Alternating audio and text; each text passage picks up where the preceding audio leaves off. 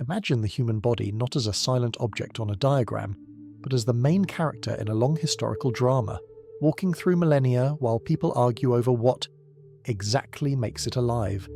how its parts fit together, and which secrets hide beneath the skin, and you begin far before the first anatomy textbook, in a world where a heartbeat is a mystery and breath is a kind of magic that slips in and out of the mouth like a visiting spirit. In prehistoric graves, you can still find skulls with clean circular holes in them, evidence of trepanation, where healers carved into living heads to release pain, demons, or pressure.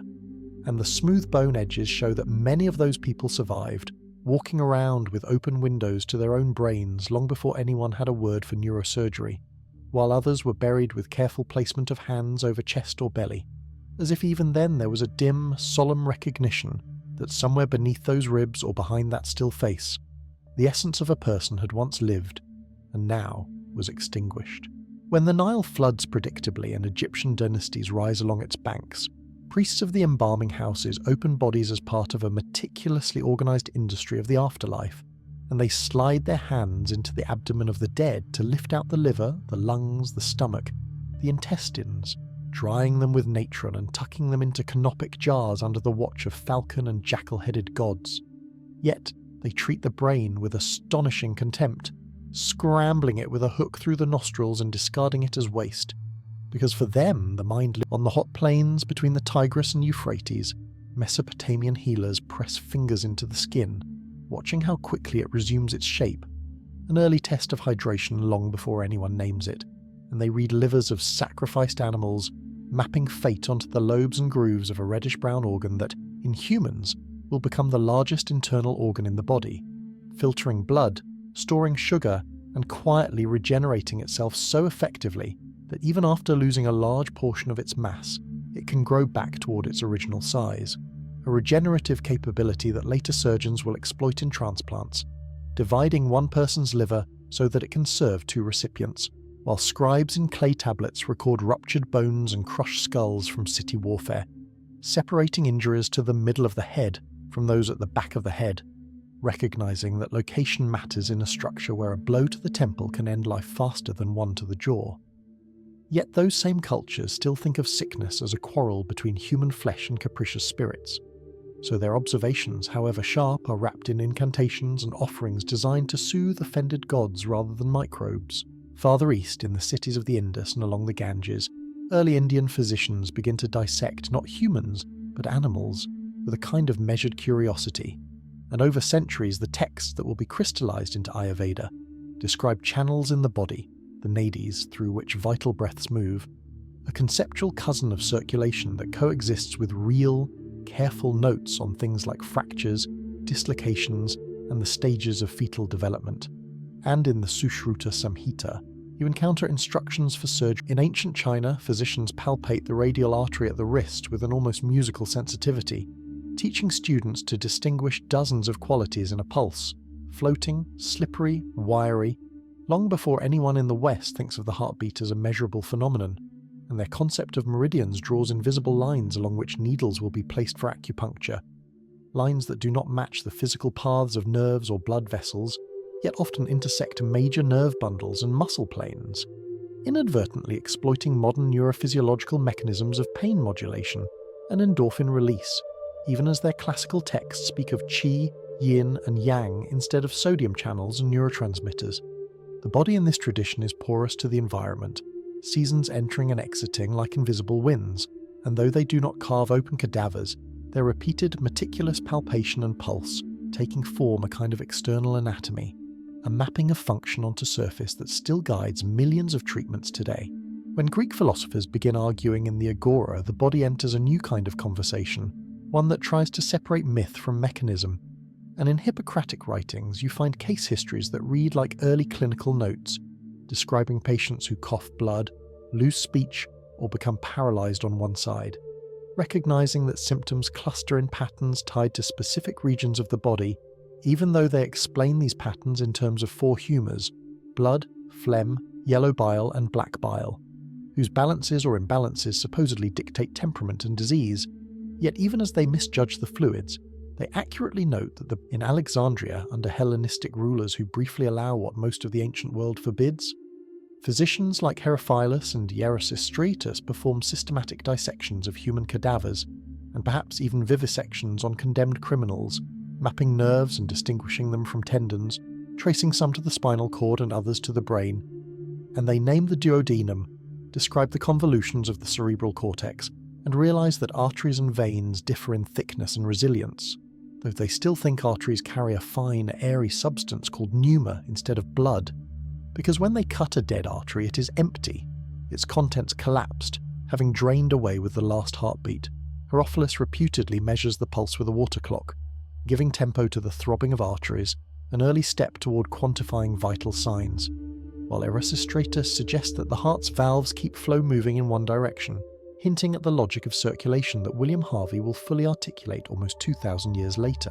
In Rome, the physician Galen, working in the 2nd century, becomes the towering authority on anatomy and physiology for more than a millennium, and he dissects countless animals, apes, pigs, dogs, extrapolating their anatomy to humans with a disciplined imagination that is uncannily right in some places and profoundly wrong in others, so that he gives clear descriptions of muscles, tendons, and the branching of nerves,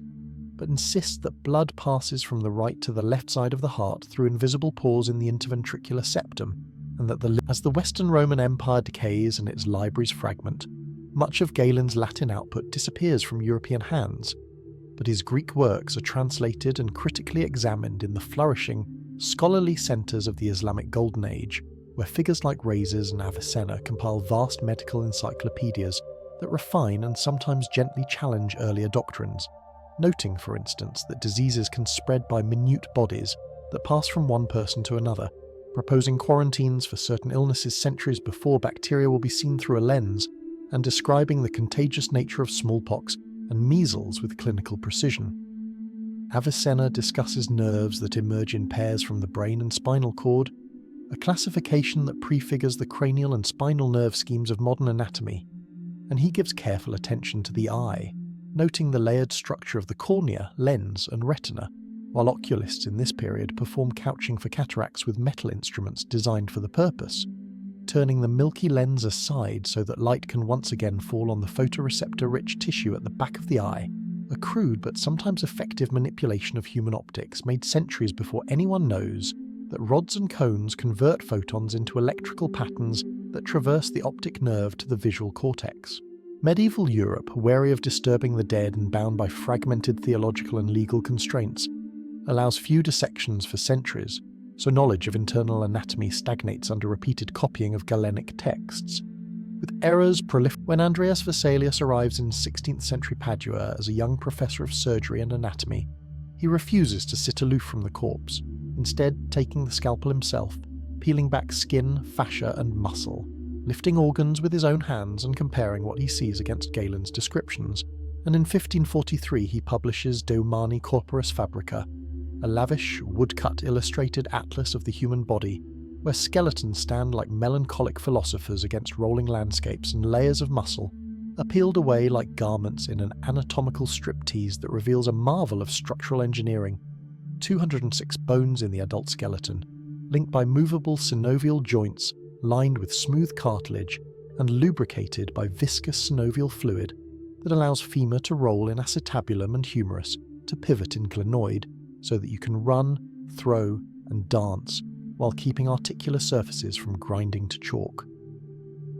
Vesalius measures vertebrae stacked in a graceful double curve that balances the skull's heavy globe atop the spine, noting how cervical, thoracic, lumbar, sacral, and coccygeal segments differ in shape and load-bearing capacity, and he traces the arteries branching from the aorta, observing their muscular walls that can constrict and dilate, allowing the same heart to perfuse both your delicate brain with its voracious oxygen demands and your lower limbs as you leap or flee. While artists like Leonardo da Vinci clandestinely dissect corpses to understand how tendons fan across fingers, or how the heart's valves billow and snap shut,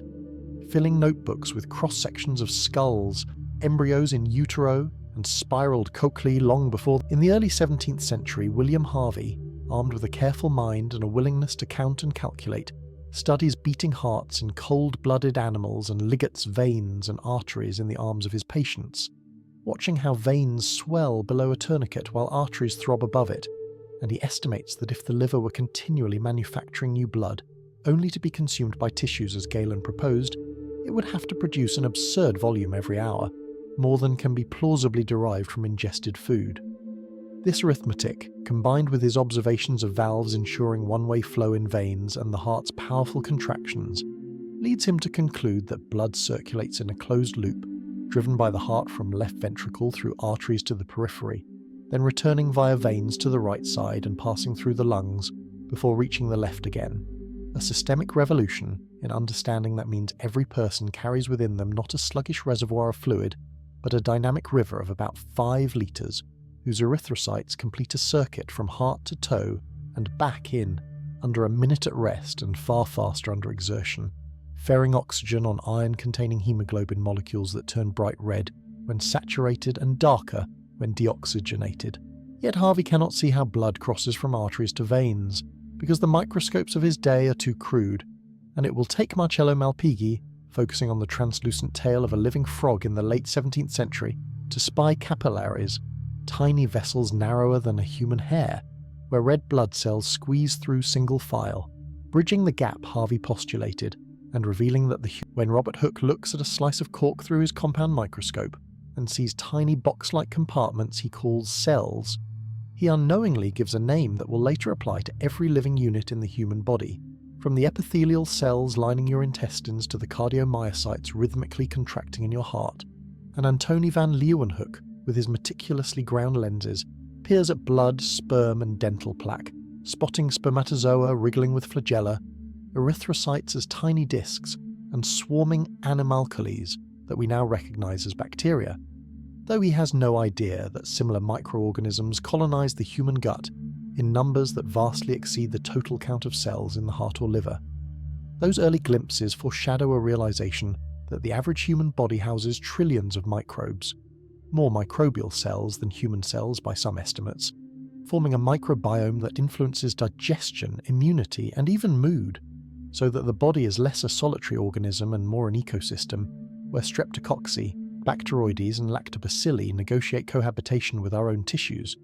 occupying the moist caves of the mouth, the acidic dunes of the stomach, and the expansive anaerobic plains of the colon. In the 18th century, anatomists keep cataloguing structures with increasing confidence, while physiologists and natural philosophers begin probing not just what organs are but how they work, and Luigi Galvani, experimenting with frogs' legs on his workbench, notices that when he touches exposed muscle nerves with metal instruments during electrical storms, the limbs twitch violently, leading him to argue that animal electricity is intrinsic to nerves. As the 19th century unfolds, the cell theory articulated by Schleiden and Schwann, that all living organisms are composed of cells, and that the cell is the basic unit of life, is deepened by Rudolf Virchow's pronouncement, omnis cellula a cellula, every cell from a pre-existing cell, shifting the understanding of human tissues from a mysterious semi-solid continuum into a dynamic community of discrete units that grow, divide, specialize, and die, with bone marrow constantly generating new red blood cells at a rate of about 2 million per second, to replace aged ones cleared by the spleen and liver, and epithelial layers of the gut renewing themselves every few days to maintain a protective barrier over a cauldron of digestive acids and enzymes. Histologists stain thin slices of organs and inspect them under microscopes, recognizing patterns that differentiate muscle, nerve, epithelium, and connective tissue, noting how tightly packed epithelial cells form continuous sheets, how elongated muscle fibers align in strands that contract in concert, and how neurons extend axons that snake through white matter tracts, all revealing that the human body is not a static structure but an ongoing cellular choreography, where apoptosis sculpts hands from paddle-like embryonic extremities, and misregulated division can give rise to tumours that disregard the usual checks of growth and death.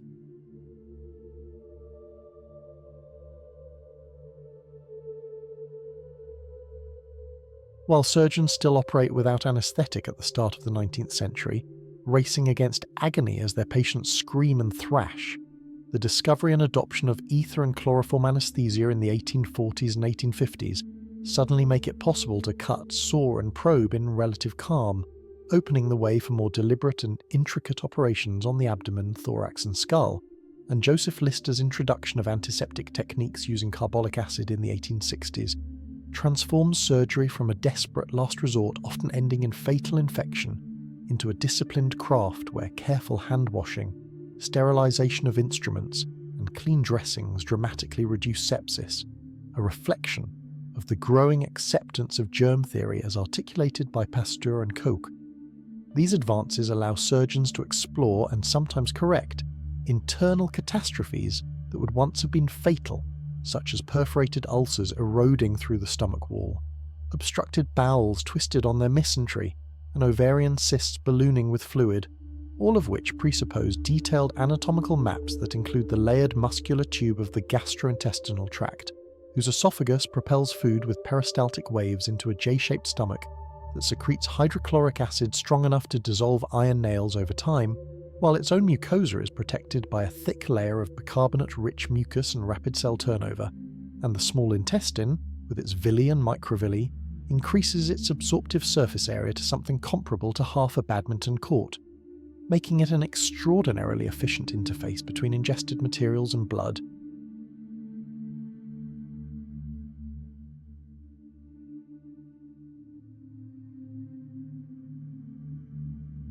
The heart, once seen as a furnace or seat of the soul, becomes in this period an electromechanical pump, whose regular contraction is coordinated by specialized pacemaker cells in the sinoatrial node,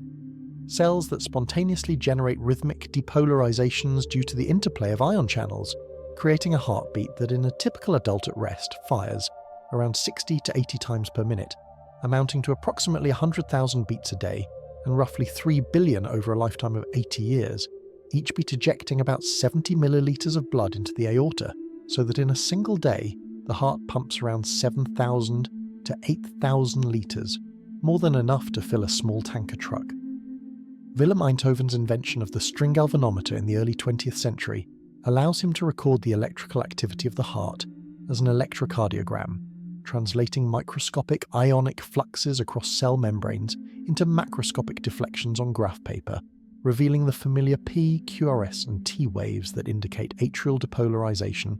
ventricular depolarization, and ventricular repolarization respectively. And this tool turns the chest into a readable landscape where arrhythmias, infarctions and conduction blocks can be diagnosed non-invasively, showing that under the apparently simple lub-dub of auscultated heart sounds lies a precisely timed ballet of electrical and mechanical events. Meanwhile, endocrinology emerges as investigators like Brown-Sequard, Bayliss, and Starling discover that certain organs secrete potent chemical messengers into the bloodstream,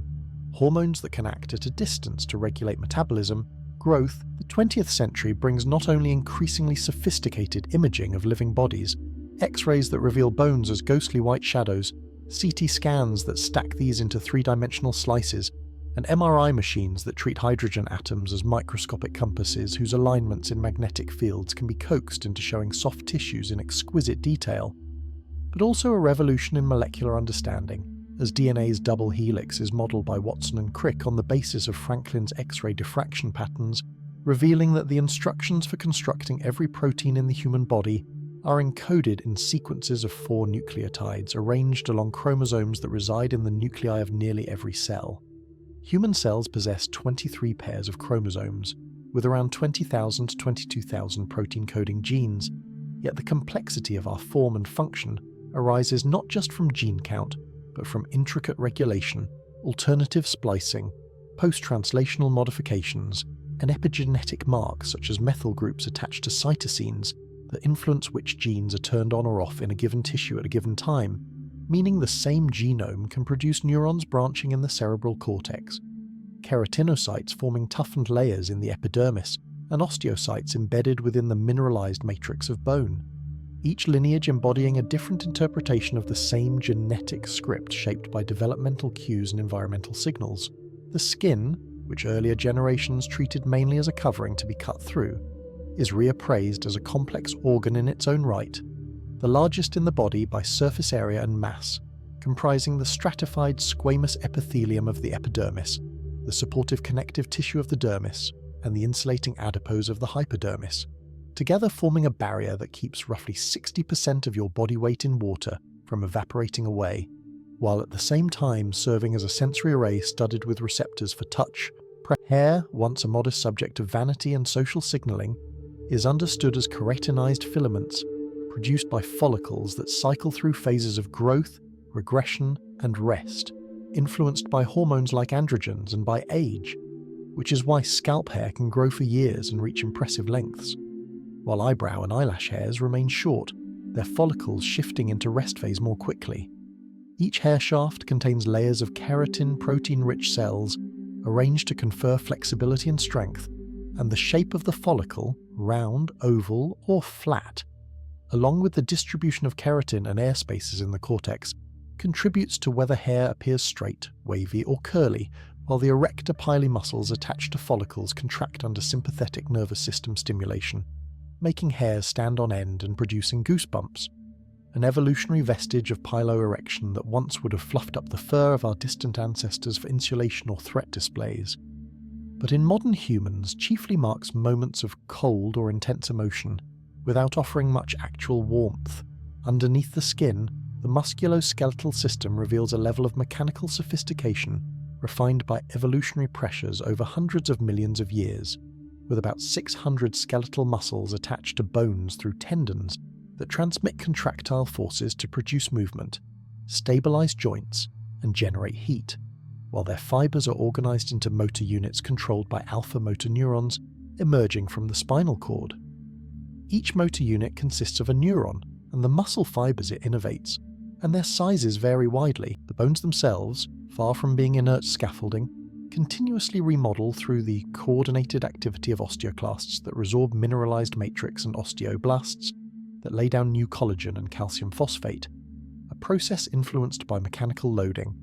hormonal signals like parathyroid hormone and calcitonin, and available dietary calcium and vitamin D, so that a weightlifter's humerus thickens subtly in response to chronic stress, while a bedridden patient's femur loses density, reflecting Wolff's law that bone architecture adapts to imposed demands. Long bones in the limbs grow in length during childhood and adolescence, at epiphyseal growth plates where chondrocytes proliferate and are replaced by osteoblasts, until sex hormones surge at puberty and these plates ossify, setting a final height that has been trending upward over the last 2 centuries in many populations due to improved nutrition and reduced childhood disease, illustrating how environmental conditions can alter the expression of genetically constrained potentials in stature, musculature, and even maxillofacial development. In parallel with gross anatomy and mechanical physiology, the nervous system becomes understood as a hierarchically organized and staggeringly complex coordinator of sensation, movement, and cognition. With the brain's cerebrum divided into lobes whose gyrified surfaces increase cortical area within the confined space of the skull, and whose functions, once thought diffuse, become mapped through clinical observation of lesions and later electrical stimulation studies. Paul Brocker's examination of patients who could understand. Electrophysiologists discover that the neurons in these regions communicate at synapses through both electrical and chemical means, with neurotransmitters like glutamate, GABA, dopamine, serotonin, and acetylcholine released from presynaptic terminals to bind receptors on postsynaptic membranes,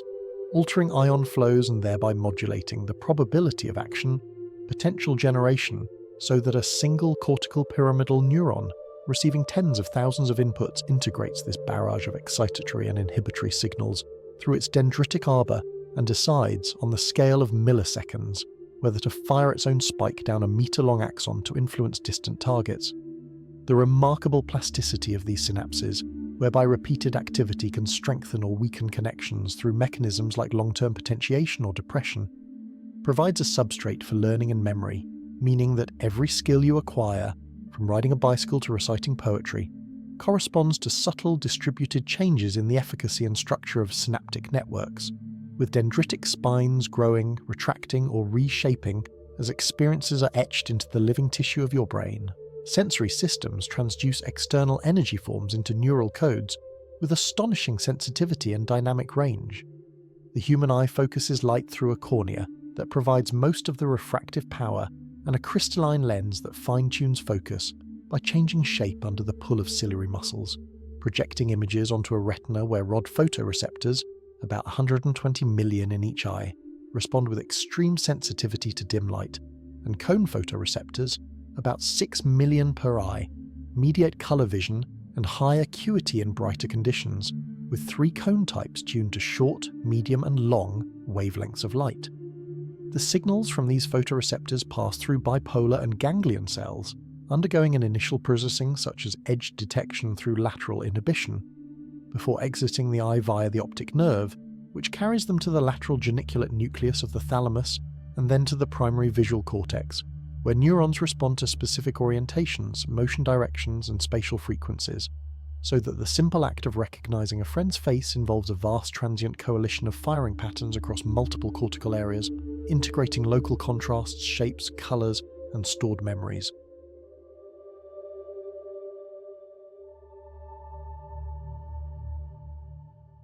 Similarly, the auditory system translates airborne pressure waves funneled by the pinna into the external auditory canal to vibrate the tympanic membrane, which then transmits mechanical energy through the chain of 3 tiny ossicles, malleus, incus, and stapes, the smallest bones in the human body, to the oval window of the cochlea, where these vibrations generate travelling waves within fluid-filled chambers, deflecting the basilar membrane at positions corresponding to specific frequencies. Hair cells sitting atop this membrane bear stereocilia that bend with the movement,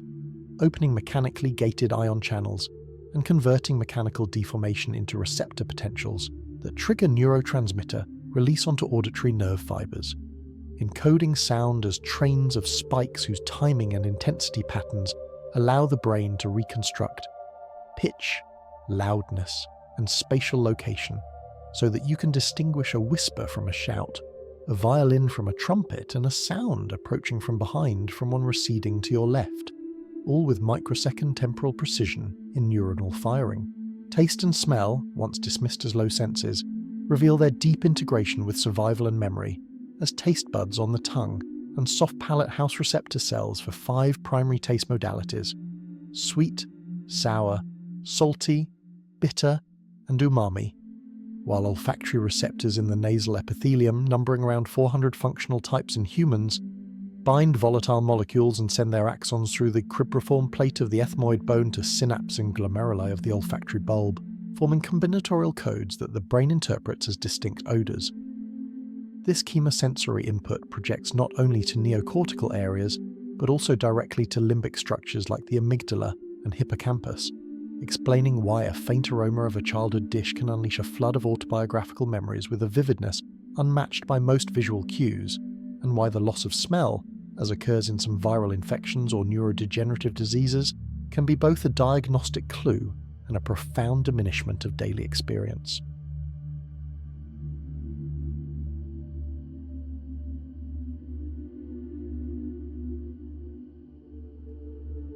Beyond voluntary movement and conscious sensation lies the autonomic nervous system, divided into sympathetic and parasympathetic branches, which continuously adjusts heart rate, vascular tone, gastrointestinal motility, glandular secretion, and pupil diameter to match the body's internal demands with external circumstances, activating fight-or-flight responses when a threat is perceived by dilating bronchioles, mobilizing glucose from stores, and redirecting blood from the intestines to skeletal muscles, while parasympathetic activity fosters rest and digest states that facilitate digestion, repair, and reproductive readiness. This control relies on a dense network of peripheral ganglia and central circuits in the hypothalamus and brainstem, and operates largely outside conscious control, so that your heart accelerates and palms sweat at the sight of a looming danger, or even at the anticipation of public speaking, illustrating that the human body's physiology is intimately tied to cognitive appraisals, expectations, and learned associations, not only to immediate physical conditions. The immune system, scattered throughout the body as organs like the thymus and spleen, tissues such as bone marrow, and mobile cells circulating in blood and lymph, functions as a distributed defense apparatus that distinguishes self from non-self and responds to threats ranging from viruses and bacteria to multicellular parasites and malignant cells, deploying innate responses such as phagocytic neutrophils and macrophages that engulf invaders, complement proteins that punch holes in microbial membranes, and natural killer cells that target within the digestive tract, from mouth to anus roughly 9 meters long in an adult when unfurled. A complex choreography of mechanical and chemical processes breaks down food into absorbable molecules while keeping the resident microbiota in check, and the enteric nervous system, sometimes called the second brain, consisting of about 100 million neurons embedded in the walls of the gastrointestinal tract, independently coordinates peristalsis, secretion, and blood flow, though it is modulated by autonomic inputs and communicates with the central nervous system via the vagus nerve and humoral signals. This bidirectional gut-brain axis has been implicated in phenomena ranging from the butterflies you feel before an exam to the influence of microbial metabolites on mood and behaviour,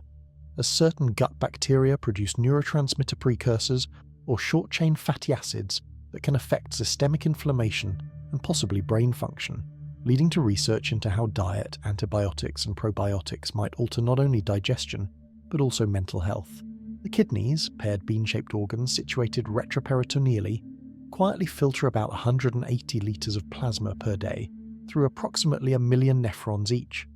using glomerular capillary networks to ultrafilter blood and tubular systems to selectively reabsorb water, ions, glucose, amino acids, and other valuable substances, while secreting waste products like urea and creatinine into the forming urine, ultimately excreting about reproduction and development, central to the species' continuity, unfold through processes of intricate timing and astonishing cellular cooperation, beginning with gametogenesis, whereby spermatogonia in the testes proliferate and differentiate through meiosis into spermatozoa,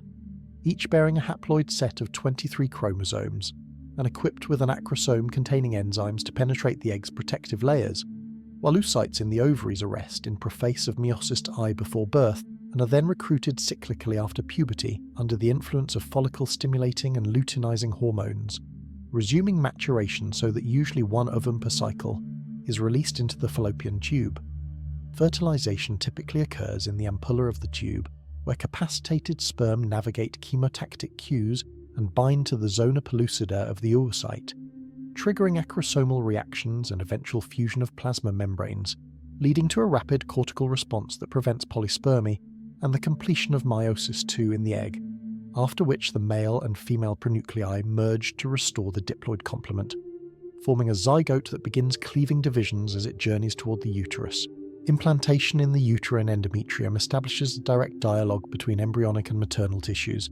as the outer trophoblast cells invade the maternal stroma, forming chorionic villi that burrow into the decidua to create the placenta, a remarkable temporary organ that mediates the exchange of gases and nutrients. At birth, the newborn's physiology must undergo rapid, dramatic transitions. Lungs previously filled with fluid must inflate with air, pulmonary vascular resistance plummets, as alveoli open and surfactant lowers surface tension to prevent collapse, and fetal shunts such as the foramen oval between atria and the ductus arteriosus between pulmonary artery and aorta,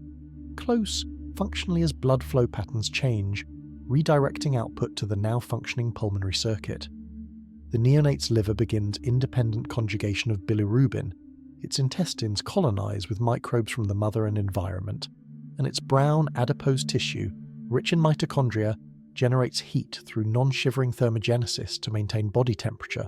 while sensory systems, though immature in acuity, already respond robustly to faces, voices, and high-contrast patterns, setting the stage for rapid synaptogenesis and pruning in the brain as the child encounters language, movement, and social cues, shaping neural circuits that will underlie later skills and traits. Throughout childhood and adolescence, growth occurs in spurts under the joint influence of growth hormone, insulin-like growth factor 1, thyroid hormones, and sex steroids, with the brain achieving much of its adult size by age 6 or 7, but continuing to refine myelination and synaptic connectivity well into the third decade, particularly in prefrontal regions associated with executive functions, impulse control, and risk assessment, which helps explain why adolescents, whose limbic reward circuits are relatively more mature, may be more prone to sensation-seeking and emotional volatility. Puberty brings as adulthood progresses, the body continues to maintain homeostasis through constant repair and adaptation, yet signs of aging gradually appear as cumulative molecular damage, telomere shortening, changes in stem cell niches, and alterations in intercellular communication impact tissue function, leading to phenomena such as sarcopenia, the gradual loss of skeletal muscle mass and strength, decreased bone mineral density, reduced skin elasticity, and slower wound healing, all of which vary widely among individuals depending on genetics, lifestyle factors such as diet and physical activity, and environmental exposures like ultraviolet radiation and pollutants. The cardiovascular system may exhibit arterial stiffening and endothelial dysfunction, contributing to higher systolic blood pressure and increased risk of atherosclerotic plaque formation, while metabolic pathways can shift toward insulin resistance and dyslipidemia, predisposing to type 2 diabetes and cardiovascular events. Yet regular aerobic and resistance exercise has been shown to mitigate many of these changes by stimulating mitochondrial biogenesis, enhancing insulin sensitivity, and promoting neurogenesis in the hippocampus,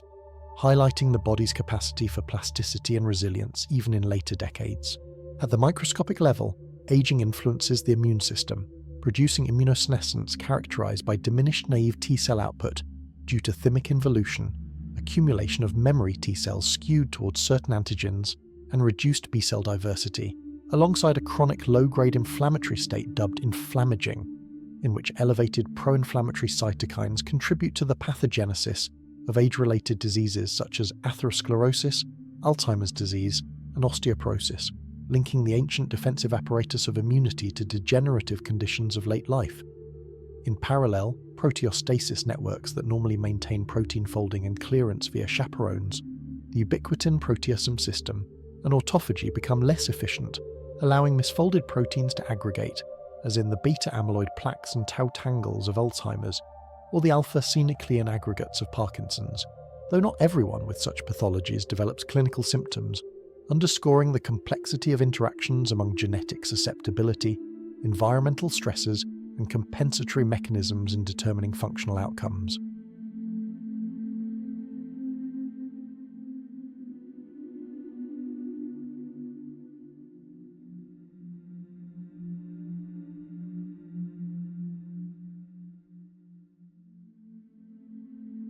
Even as the body systems falter, its remarkable capacity for repair persists, evident in the continual renewal of the intestinal epithelium, the replacement of skin cells every few weeks, and the persistent neurogenesis in restricted brain regions like the dentate gyrus of the hippocampus, where new neurons are added throughout life and can be modulated by factors such as enriched environments, physical exercise, and stress, suggesting that experiences can shape brain structure until very late. Elite athletes in their 40s and 50s demonstrate that muscular and cardiovascular performance, while generally lower than in youth, can be maintained at levels far above average through disciplined training,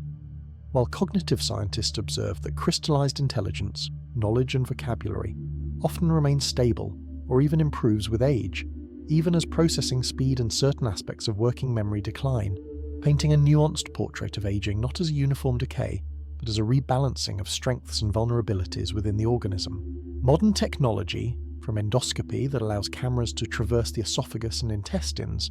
to laparoscopic and robotic surgery that performs complex operations through small incisions,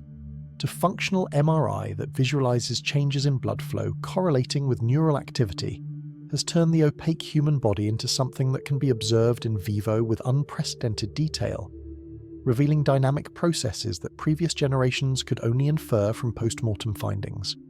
Cardiologists can thread catheters through femoral arteries into coronary vessels, inject contrast media, and deploy stents to open narrowed passages, while electrophysiologists can ablate arrhythmogenic tissue responsible for atrial fibrillation, and neurosurgeons can insert deep brain stimulation electrodes into subcortical nuclei to alleviate symptoms of movement disorders like Parkinson's, all relying on exquisitely detailed anatomical knowledge paired with real-time imaging and an understanding of physiology at organ, tissue, cellular, and molecular levels that continues to deepen as new discoveries refine our grasp of how this intricate living system, composed of trillions of coordinated elements, sustains consciousness, movement, sensation, and identity across the changing landscapes of a human lifetime.